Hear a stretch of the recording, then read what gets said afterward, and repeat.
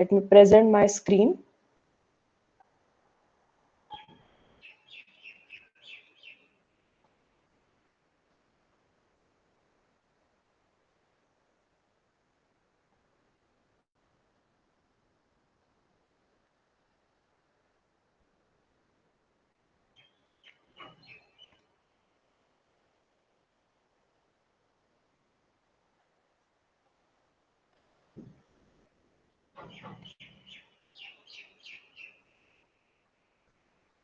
Are you able to see my screen? Yes, ma'am. Okay. Okay. In the previous lecture, we have seen how to analyze the doubly reinforced section when we use the different grades of steel, that is for M20 for Fe250 grade of steel, how the analysis of rectangular doubly section is carried out, and for Fe415, that is HYSD bar steel, how the analysis changes, that we have seen, and we have solved some examples also, numerical examples also. Today we will move to the next point, that is moment of resistance of flanged RC section. Just have a look at this particular diagram. You are observing here two slabs which are resting on the surrounding beams. So here is one slab which is resting on these four beams. Similarly, this is the second slab resting on the surrounding four beams. This is the top view, and this is the cross-sectional view of the same slab and beam arrangement. Now, if you have observed practically how the slabs and beams are cast, you will find that the formwork erected for casting of slabs and beams is always erected together. That is, when RC floors, roofs, or bridge decks are cast consisting of beams and slabs, they are always cast monolithically. The formwork are erected for beams and slabs together, and the concrete is poured in one operation only from bottom of the beam to the top of the slab.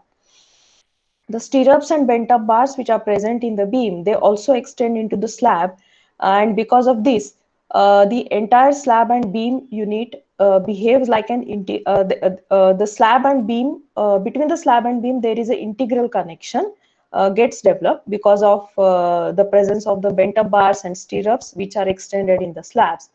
And due to this, a certain portion of the slab behaves along with the beam. It acts along with the beam in resisting the compression in sagging moment regions of the beam. The beams, when we consider the continuous beam, there are sagging bending moments in the beams or at the support. At this region, some of the part of the slabs also take part in resisting this particular compression. Okay, and thus some portion of the slab acts like a flange of a beam. So in this example, if you observe the cross-sectional view, some portion of the slab which is included in the total width of the beam, it behaves like a part of a beam itself. So if you are observing, here are the two beams, actually it is a single beam and it is shown like a T-beam. So this is a T-beam. The same is written here. This is a T-beam, and some part of the slab is acting along with the flange of the beam. Similarly, the side beams, if you are observing, these are the L beams, and certain portion of the slab, it is acting along with the beam as a part of a flange of a beam. Okay, so these beams which are acting or like a T beam or a L beam, or the some portion of the slabs when they are acting as a part of the flange of a beam, the sections are called as flanged sections or flanged beams. So L beam and T beam, as shown in the earlier diagram, these are called as the flanged beams. Now, in case of a flanged section, the part of the slab which is denoted by BF acts along with the beam in resisting compressive forces, provided slab lies in the compression zone with respect to the bending of the beam, and provided both the slab and beam are effectively bonded together. And the effective bonding is actually achieved by extending the bent up bars and stirrups inside the slab. So in this case, the slab performs two functions. One is to transfer the load to the beam by spanning across the beam, and to assist the beam in transferring the load in longitudinal direction. So these are the two functions which the slab performs when it behaves as a part of a flange of a beam. Since the area of the concrete in compression of a flanged beam is quite large as compared to that of a rectangular section, these sections can offer large moment of resistance than rectangular section. So this is the major benefit of casting flanged beam. So if I will go back to this diagram, you can observe here, if you consider only the rectangular section, the concrete present in the compression zone is lesser as compared to this entire flange beam. Okay, so the concrete present in the entire flange portion is large as compared to the rectangular section, and hence it has a more moment resisting capacity. And that is why we always cast the slab and beam monolithically practically. Now, moving towards the properties of the flange section, that is how to calculate now the moment of resistance for such flange sections. We have to first consider two different cases. As we have discussed that the beam is considered in two parts now, the flanged portion and the web portion. So where the neutral axis exactly lies, whether it lies in the flange or whether it lies in the web, depending upon, there are two cases for the flange section. First is the neutral axis inside the flange, that is the depth of neutral axis XU is less than the depth of the flange, which is denoted by DF. Second case is the one in which the neutral axis lies in the wave. That is obviously the depth of neutral axis XU is greater than DF. But now this case is again further subdivided into two subparts depending on whether the rectangular part of the stress block is less than DF or greater than DF. Now let me explain. If you recall the stress distribution diagram for concrete, or not for concrete but stress distribution diagram for any rectangular beam, it is parabolic and rectangular. It has two parts. One is the rectangular part and second is the parabolic part.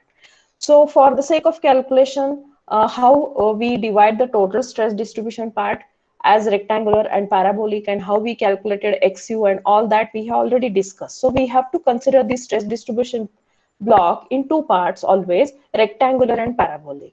Now, when we say that the neutral axis lies in a wave, whether the rectangular portion of the stress distribution is within the flange or it has moved into the web also, that is again the another condition. So in case 2, again there are two cases. Case case 2A, depth of the rectangular part of stress block is less than the depth of the flange. Now the depth of rectangular part of the stress block is represented by the depth 3 by 7 XU.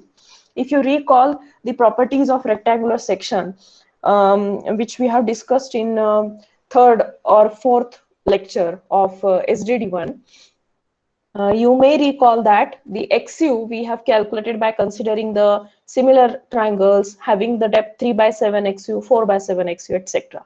So in this, the depth of the rectangular part we derived as 3 by 7 XU. So if 3 by 7 XU is less than DF, that is the depth of the flange, that will form a first case, or the same we can write down as XU is less than 7 by 3 DF.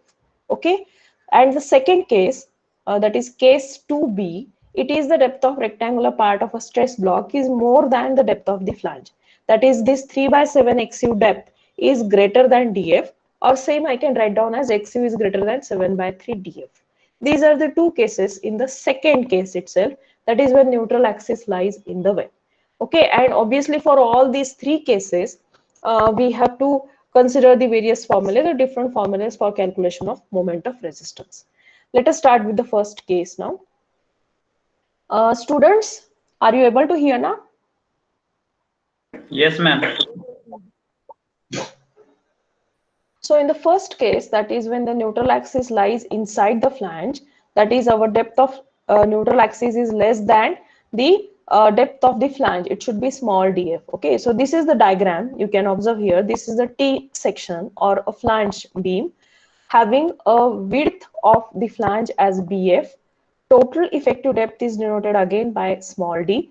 Depth of the flange is denoted by small df.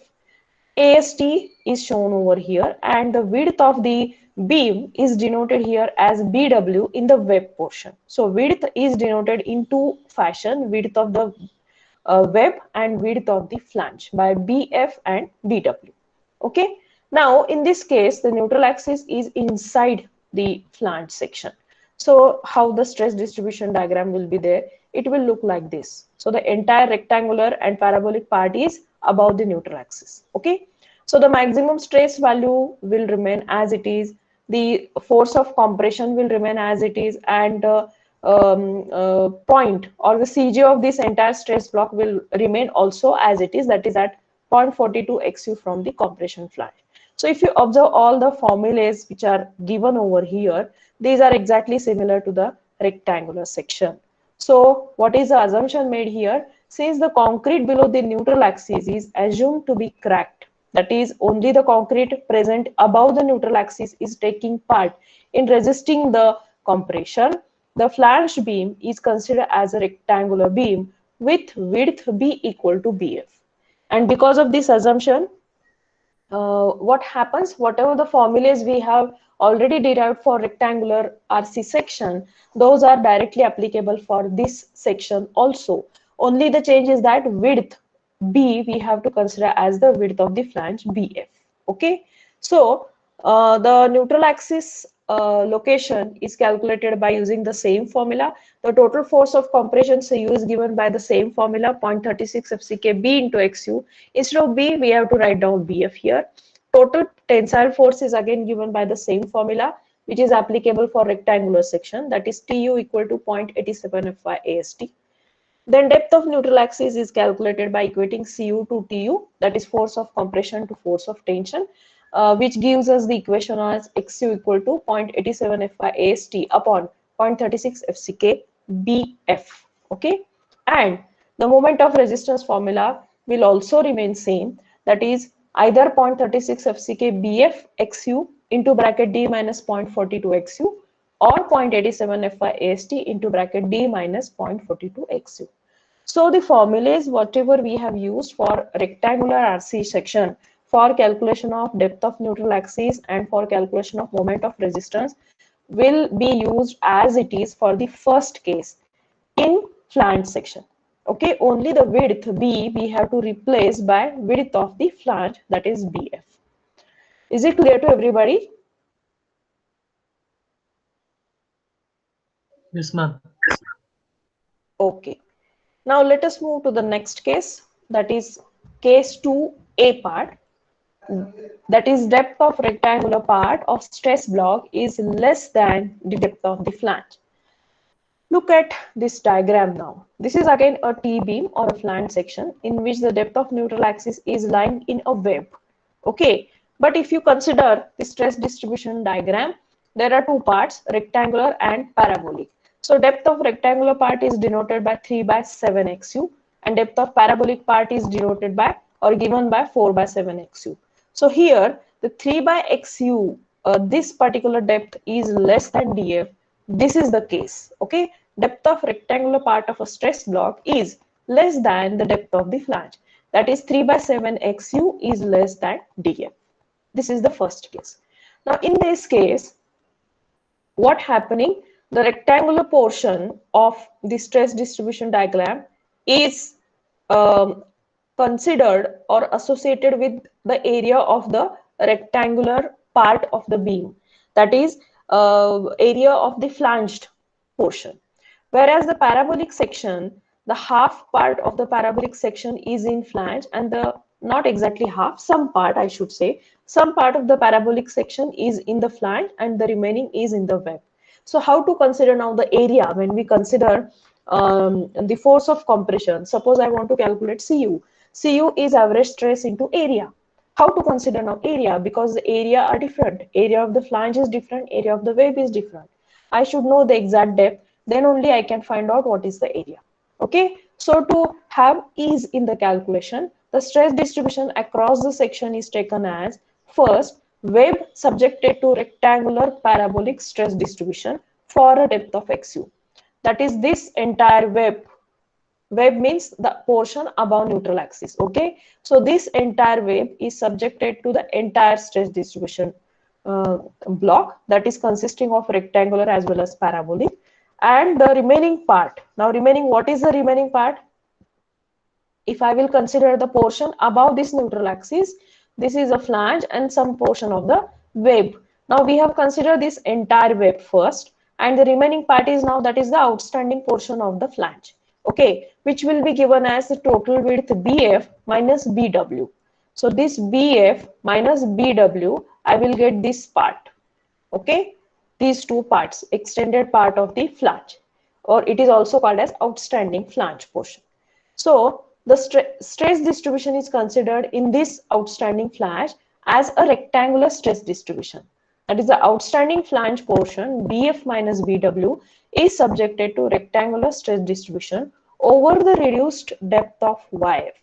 Now we know that 3 by 7 XU is less than DF, but how much less? We don't know. Okay, so what is that total depth? That is considered as YF, and that value is taken as 0.15 XU plus 0.65 DF. That is 15% of the depth of neutral axis plus 65% of the depth of the flange. This is the combination considered to find out the YF. Okay, now the same concept you can clearly understand by looking to this particular diagram. Now in this diagram, you can observe here that the portion above the neutral axis is divided into two parts.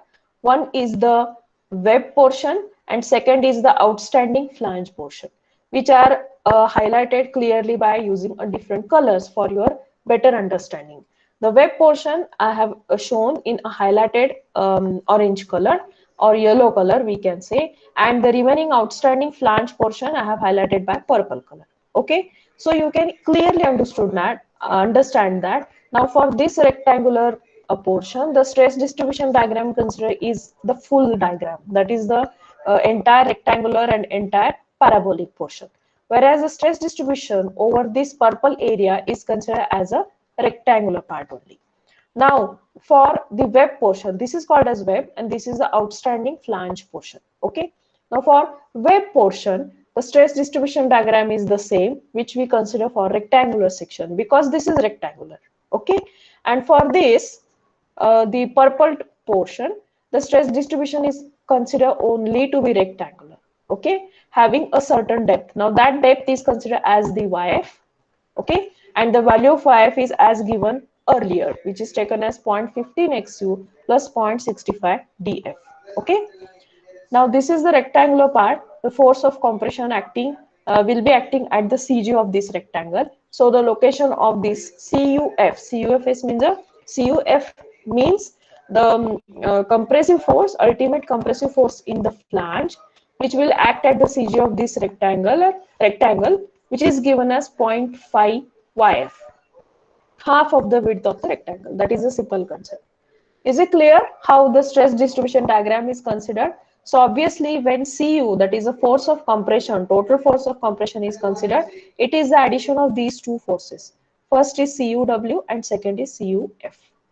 Is it clear, everybody? Students? Hello? Yes, ma'am. Okay. So let us now see how the formulas are obtained.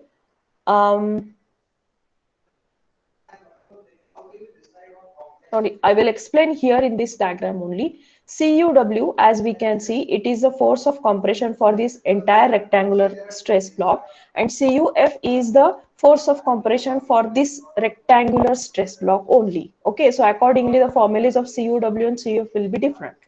TUW, or the total force of tension, again we divide into two parts. One is resisted by ASTW and another is resisted by ASTF. Okay, so that will be the addition of the two, or in other terms we can write down T as total force of tension as 0.87 Fy into AST. So let us see now how these formulas are obtained. CUW, as I discussed, it is the force of compression or compressive force which is resisted by the web, and it is given by 0.36 FCK BW into XU. Now what is BW? I will go back here. BW is the width of the rectangular web part. Okay, this is BW. Okay, so here in this formula, instead of writing B only, we have to write down BW to find out CUW. Now, CUF is the compressive force resisted by the flange, which will be given as 0.446 FCK into BF minus BW into YF. Now what is this? This is actually the average stress, okay? Average stress and area of the block. Average stress as per this diagram is 0.446 or maximum stress which is considered for the design. So this is the stress multiplied by area of the block. What is the area of the block? Now area of this portion we have to consider. So area of this upper or purple color rectangle will be BF minus BW is the width multiplied by the depth. Depth is taken as YF. Okay. So this is the formula for CUF 0.446 FCK into bracket BF minus BW into YF. Now the tensile force resisted by the web is given as 0.87 FY ASTW and the tensile force resisted by the flange is considered as 0.87 FY ASTF. Actually, if you see the diagram, if I will go back, in this diagram there is no steel provided in the flange, but still we have to divide the total area of the steel into two because we are considering two stress distribution diagram and we are considering addition of the two exactly the same way as we did in doubly reinforced section. Okay. So the total force of tension, again the formula will remain same as 0.87 Fi into AST. Cu, total force of compression, will be addition of these two forces, that is CUW plus CUF. So total compression will be like this: 0.36 FCK BW XU plus 0.446 FCK BF minus BW into YF. Okay, and hence now we can find out easily the total depth of the neutral axis by equating total force of compression to total force of tension, that is Cu equal to Tu, and we obtain the Xu by putting the YF formula. Now here there is a YF term and we know what is the YF. YF is 0.15 Xu plus 0.65 df. So that value is replaced over here and the entire formula is simplified and we get the xu as like this. Okay, so it is 0.87 fy into ast minus 0.29 fck into bracket bf minus bw into df divided by 0.36 fck bw minus 0.067 fck into bracket bf minus bw. Now how we have obtained these terms or constants 0.29 and 0.067, these you will find out only when you put the expression of yf in this equation. So expression of yf is 0.15 xu plus 0.65 df. When we put this value here and when we simplify the terms, we get this as the expression for xu. Is it clear to everybody? Yes, ma'am. Okay. So by making use of this XU formula, now we can find out the moment of resistance, or by using the same concept again, MUR is equal to CUW into ZUW plus CUF into ZUW. CUF into ZUF. This should be ZUF. Let me make the correction immediately.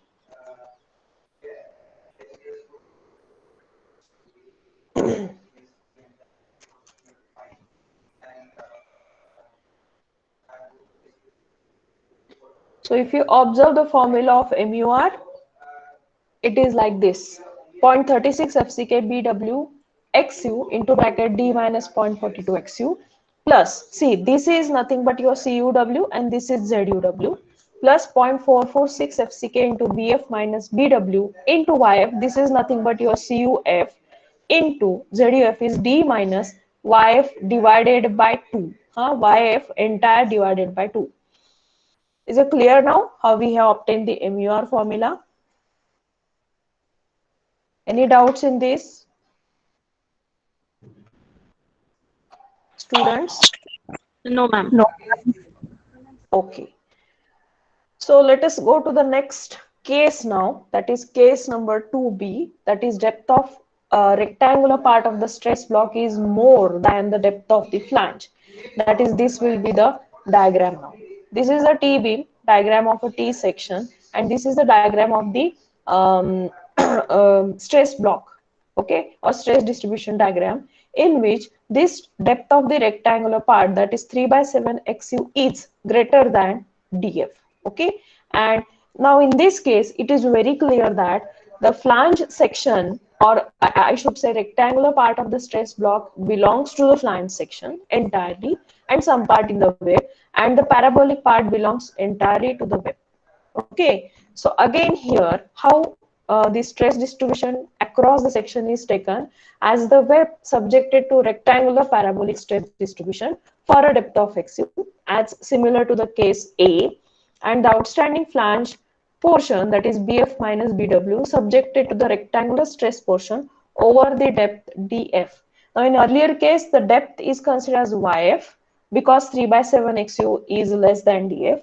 Here 3 by 7 XU is greater than DF. So the depth of the rectangular stress distribution diagram is considered over the depth, total depth DF, that is the total depth of the flange. Okay, so whatever the formula we have discussed in case 2A, there will be slight change in those formula. Instead of YF, everywhere we have to use DF. Okay, instead of YF, everywhere we have to use DF. So this is the diagram again. This is the rectangular part of the T section having the width of BW and total depth of XU. Okay, for that the stress distribution diagram applicable will be this much, and for remaining outstanding portion, that is for BF minus BW, the rectangular stress distribution diagram will be considered like this, in which the depth of this rectangular stress distribution diagram is or will be equal to DF instead of YF. Okay, so obviously the force of compression CUF will act at the CG of this stress block, which will be at the distance of DF by 2, that is 0.5 DF. Okay, the concept of TUF, TUW will remain as it is, CUW will remain as it is. Only the change we have to make in the formula that wherever we have written YF, we have to write down DF. So obviously the formula of XU will be also easy in this case. So the CUW will remain same expression. CUF instead of YF we have to consider DF, and TUW, TUF will remain as it is. Total force of tension TU will also remain as it is. Okay, force, total force of compression, we are not required to put the YF expression now here. Instead of YF, we have to put DF. And obviously the expression for XU is also now easy as compared to case 2A. Okay, because we are not putting YF here, DF as it is we have to write down. So this is a simple expression for XU. Okay, 0.87 Fy AST minus 0.446 FCK into bracket BF minus BW into DF divided by 0.36 FCK BW. And now we can easily find out the moment of resistance by using the same concept. Only here, instead of YF, we have to put DF. And here, instead of YF by 2, we have to put DF by 2. Okay, is it clear? Everybody? Yes, ma'am. Okay. Now, you might be getting some difficulty or might be worried about how to now understand all these formulas. Whenever we solve the derivations, we go to the derivations, we can easily come to the formula. But when we want to actually solve the numerical examples, there is no need to go for the derivations. We have to consider the formulas directly. And now we need to mug up the formulas. For singly reinforced section, the formula is different. For doubly, the formula is different. For flange, the formula is different. Within the flange, again, there are two different formulas. So how to consider or how to keep all these formulas in mind? Guys, there is no need to mug up all these formulas. Open your IS 456 quickly and annex G, which is on page number 96. Are you with the IS code right now, everybody? Are you having a copy of IS code with you? Yes, ma'am. Yes, ma'am. Okay. So open Annex G, which is given on page number 96 of your code. The initial part of G 1.1 we have already discussed while discussing the concept of singly reinforced rectangular section. Okay. The next part given in this is related with doubly reinforced section, that is a section with compression reinforcement. It means it is a doubly reinforced section in which how the moment of resistance is given, that formula is given here.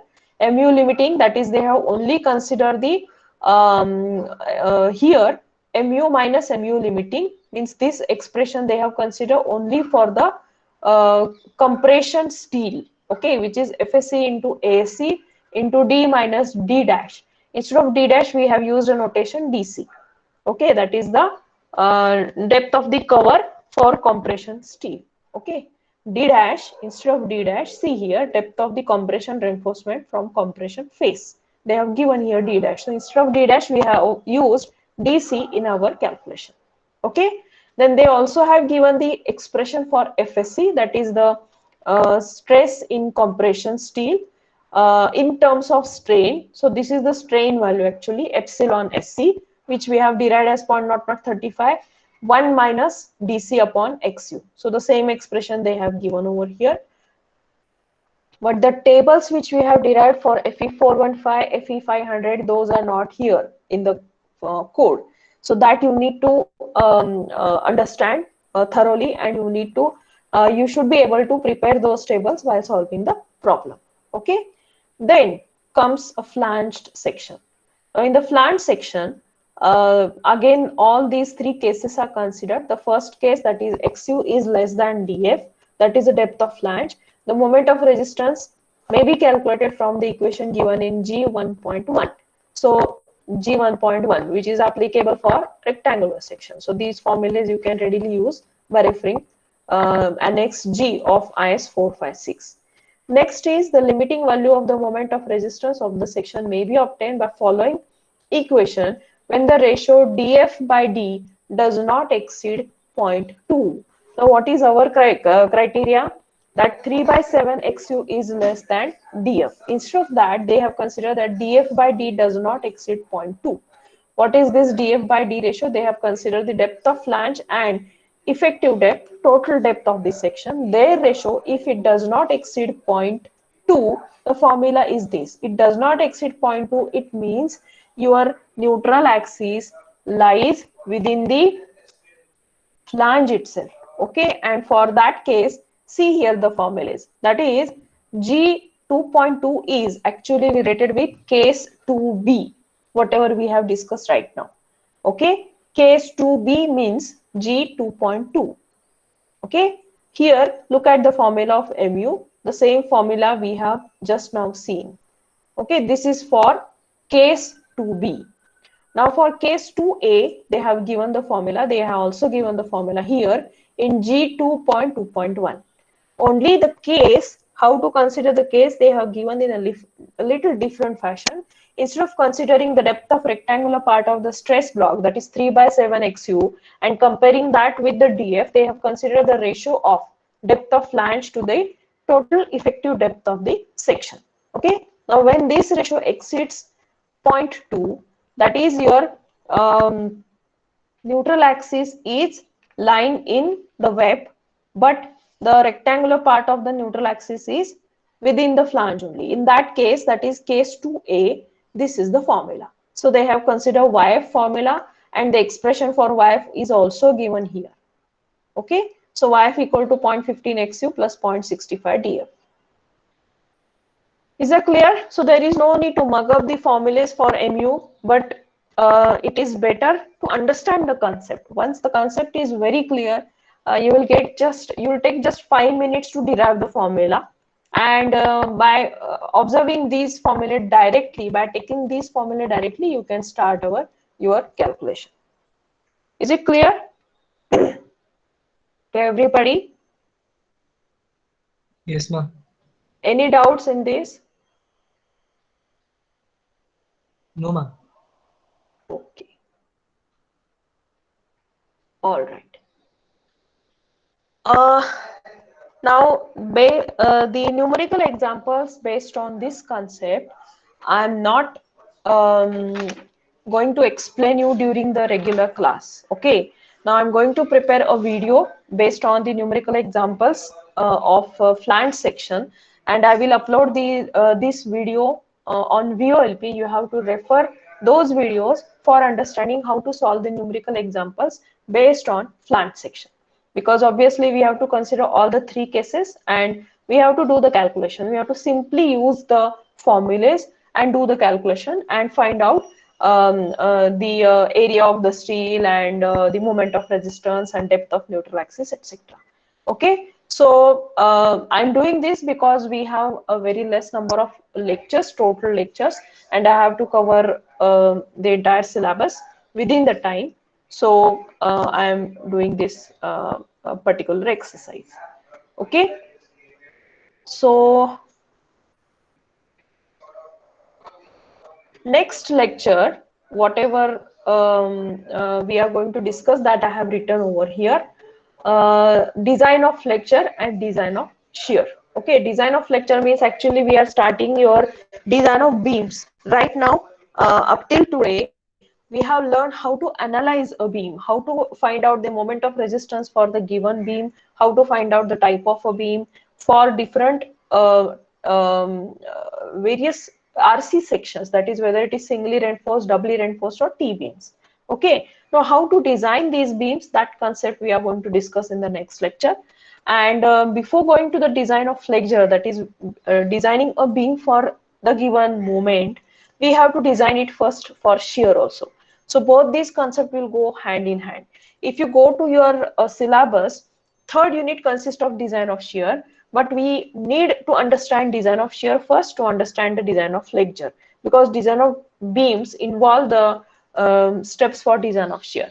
So in the next lecture, we will discuss first how to design for shear, and then I will move further for the design of beams.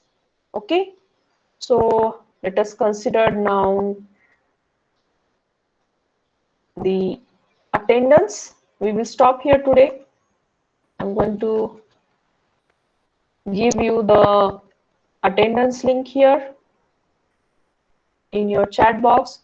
All have to give the attendance through this link only.